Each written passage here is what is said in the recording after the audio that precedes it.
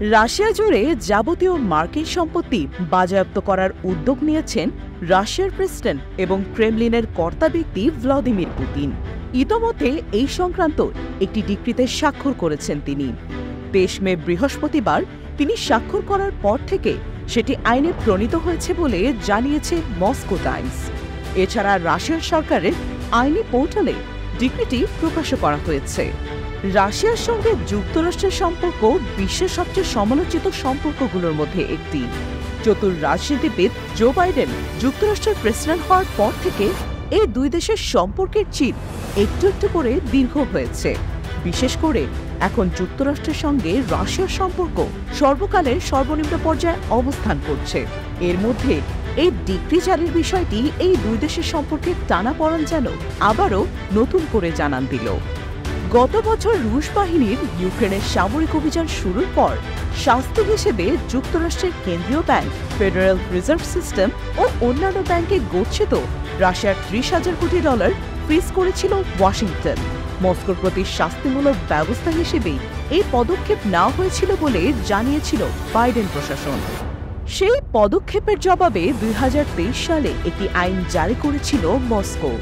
সেই আইনে বলা হয়েছিল, যুক্তরাষ্ট্রের যেসব নাগরিক রাশিয়ার সম্পত্তি কিনেছেন বা বিনিয়োগ করেছেন, তারা যদি তাদের সম্পত্তি বিক্রি করতে চান বা বিনিয়োগ প্রত্যাহার করতে চান, তাহলে তাদের রুশ প্রেসিডেন্টের কার্যালয় ক্রেমলিন থেকে অনুমতি নিতে হবে। যুক্তরাষ্ট্রের প্রেসিডেন্ট জো বাইডেন গত এপ্রিল মাসে ইউক্রেনের সরবরাহের উদ্দেশ্যে সামরিক সহায়তা বাবদ দুটি বিলে স্বাক্ষর করেন। একটি বিলে ইউক্রেনকে নতুন সামরিক সহায়তা প্যাকেজ প্রদান এবং অপর বিলে রাশিয়ার জব্দ করার সম্পত্তি থেকে সে প্যাকেজ ক্রয়ের অর্থ সংগ্রহের উল্লেখ রয়েছে।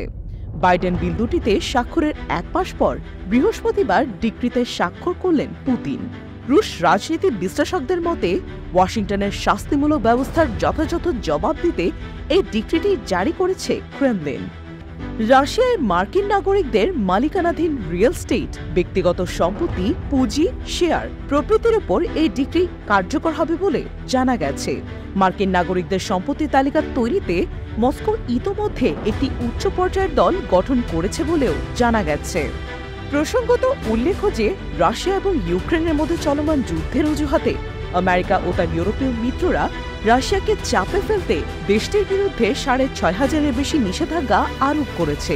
শুধু তাই নয়, ইউরোপ এবং আমেরিকায় রাশিয়ার সম্পদ জব্দের ব্যবস্থা করেছে। ইউক্রেনের মিত্রদেশে থাকা রাশিয়ার বিভিন্ন ব্যক্তি ও প্রতিষ্ঠানের সম্পদ বাজেয়াপ্ত এবং বিপুল পরিমাণ অর্থ স্থগিত অবস্থায়ও রাখা হয়েছে। বহু রুশ ব্যাংক অ্যাকাউন্ট এবং ব্যাংক লেনদেন ব্যবস্থা বন্ধ করে রেখেছে। যে কোনো সময় রাশিয়ার বাইরে থাকা সব সম্পদ বাজেয়াপ্ত করার হুমকিও আছে। এর ফলে ক্ষতি মোকাবেলার উপায় খুঁজছে রাশিয়া।